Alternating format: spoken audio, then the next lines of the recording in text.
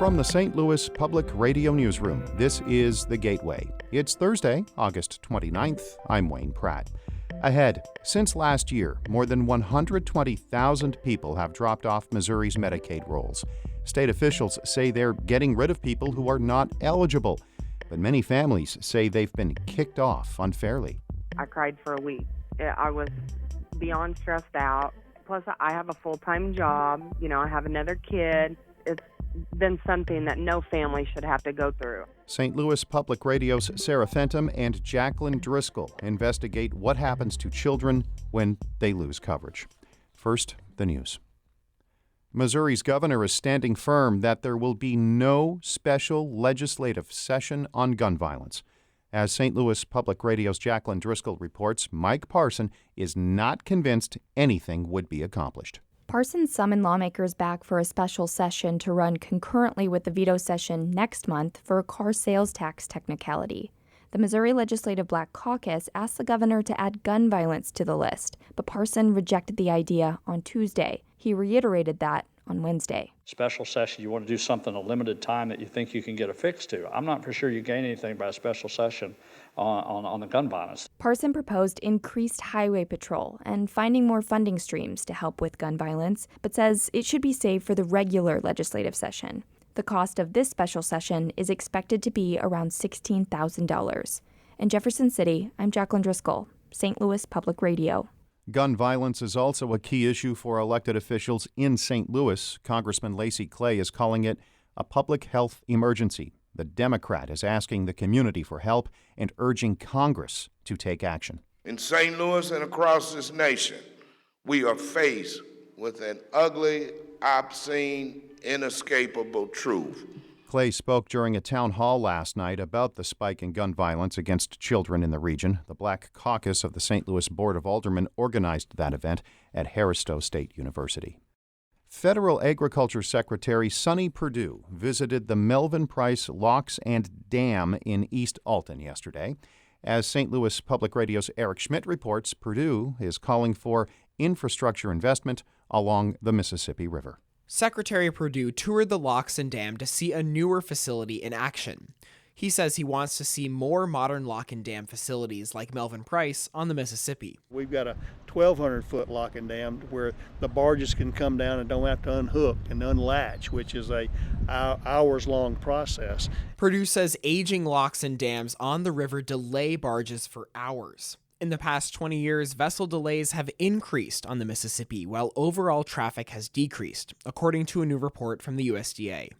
Reporting from East Alton, I'm Eric Schmidt, St. Louis Public Radio. Take some time today to subscribe, rate, and review this podcast. We'd appreciate it. Also, I'm on Twitter, @WayneRadio. More than 120,000 people have been kicked off Missouri's Medicaid program or did not re-enroll since the beginning of last year. State officials say fewer people are using the program because they don't need it. But families say they have unfairly and unwittingly lost coverage. St. Louis Public Radio's Sarah Fenton and Jacqueline Driscoll report. 4 years ago, Holly Euchman's 3-year-old son, Zyler, was diagnosed with Duchenne muscular dystrophy. It is a life-threatening disease. Our boys live into their early 20s. Some of them now are living into their 30s, but it is terminal. Every week, they travel from their home just south of Springfield for gene therapy treatments to help his body produce a protein that helps muscles keep their shape. It's a first-of-its-kind drug just approved by the FDA, but it's costly, almost $40,000 per week. He doesn't cry. His port is under his right arm. He has a name for it. Its name's Nemo. But on August 9th, Holly took Zyler in for his routine appointment to learn the state had kicked her son off Medicaid. They were turned away, and he missed his treatment. I cried for a week. I was beyond stressed out. Plus, I have a full-time job. I have another kid. It's been something that no family should have to go through. The Department of Social Services did send Holly a postcard telling her to expect re-enrollment paperwork, but it never came. I never received a paper one in the mail. I never received a phone call. I never received anything. Zyler is one of the thousands of children removed from Missouri's health insurance program for poor families. There are more than 850,000 people using Medicaid in Missouri. More than half are kids. But in 2018, that number started falling at one of the fastest rates in the country. Holly had heard about families being kicked off, but she never imagined it would happen to Zyler. But I just assumed that they've seen Zyler's medical history or his diagnosis and seen that he needed the insurance. While the situation is crucial for many families, Todd Richardson, who oversees Missouri's Medicaid program, says the drop was expected. We're seeing enrollment return back to a number that's far closer to its historical range than where it was when it hit its high water mark in 2016 and 2017. And we understand that there's a number of factors that have led to that, but it's something we're also closely monitoring on an ongoing basis. But critics say it's a system-wide failure. Joel Ferber is advocacy director at Legal Services of Eastern Missouri. It's a nonprofit that's helped hundreds of Missourians who have been dropped from Medicaid in the last year. It's not just all of a sudden 100,000 parents were irresponsible or got really great paying jobs and don't need Medicaid anymore. Missouri started systematically reviewing every Medicaid recipient's eligibility in 2018. Ferber says the state is using a computer database to organize recipients. If it can't verify someone is eligible, the state sends out a re-enrollment form. The biggest problem is people are terminated without really having a legitimate shot at keeping their coverage going. He says the new system doesn't check other databases, such as those for welfare and food stamps, to determine addresses and income. A lot of the information is out of date. That means the state sends out more renewal forms, but many times they get lost or go to the wrong address because people on Medicaid often move a lot or don't have a permanent address. We've only had one client that turned out to be ineligible. State data from earlier this year says that more than half of the recipients kicked off the rolls were removed because they didn't respond to those mailed forms.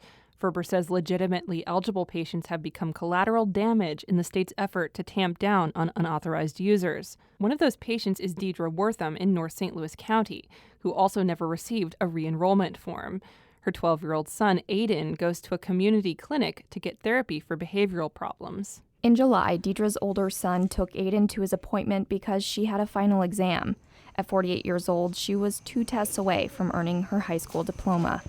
And when he got to the clinic, they told him that Aiden couldn't be seen because his Medicaid was out. So in order for the clinic to even see Aiden, they said that I would have to leave school to come up there to fill out some forms for him to get some type of temporary insurance until his Medicaid kicked back in. Well, I couldn't do that because if I would have left, then I wouldn't have been able to go back and take my final exams. I would have failed. Deidre's kids were still eligible, and she had just registered for cash assistance and food stamps. But without insurance, Aiden had to wait weeks to go back to therapy once he got back on Medicaid. Republican State Representative David Wood from Versailles is looking into the declining enrollment. He's the chairman of the House Appropriations Subcommittee for Health, Mental Health, and Social Services. Who we're allowing in, or the rules that qualify these children for Medicaid, have not changed. Wood blames a better economy for the drop. He also says changes to the Affordable Care Act mean that people are no longer required to buy insurance. So now we're doing a better job, and those people are being moved off of Medicaid if they don't qualify. So your factor that changes is the program, the economy, the change in the ACA.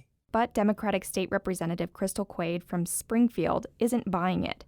She says state officials have said problems such as a computer glitch, paperwork getting lost in the mail, and long call center wait times are to blame. I'm sure that there are folks who fall into all of those categories, but I also know for certain that there are families who want coverage, who should have it, whose incomes have not changed, and have very serious illnesses that are no longer getting covered. On top of getting kicked off, these families then have to navigate how to re-enroll. Regina Hartfield lives in South St. Louis with her 4 kids. She works 2 jobs to support them. This summer, her family was dropped from Medicaid because of what the state called a, quote, error in the system. She's been trying to sort out the problem for weeks by calling state agencies. Now you have to call over the phone and be on hold for hours, literally hours, in order to talk to somebody. And then what happens? Oh, you know what? You actually called the wrong department. So we have to transfer you to another department where you're on hold again. Like Wortham, Hartfield learned her kids had been disenrolled when her 14-year-old daughter's doctor contacted her. Not only was my daughter not able to get her braces checked and fixed, but my son is not able to get his medicine because his medicine's like $500. She's constantly stressed about an unforeseen asthma attack or a broken bone. DSS says it's planning to investigate the eligibility process. They don't expect many changes in who is eligible, but they want to make signing up easier. In the meantime, families are left waiting and worrying. In Jefferson City, I'm Jacqueline Driscoll. And in St. Louis, I'm Sarah Fenton, St. Louis Public Radio. Our Fred Ehrlich, David Casares, and Shula Newman edited that report. Shula is the executive editor of St. Louis Public Radio. Music by Ryan McNeely of Adult Fur. I'm Wayne Pratt, and from the St. Louis Public Radio Newsroom, this has been The Gateway.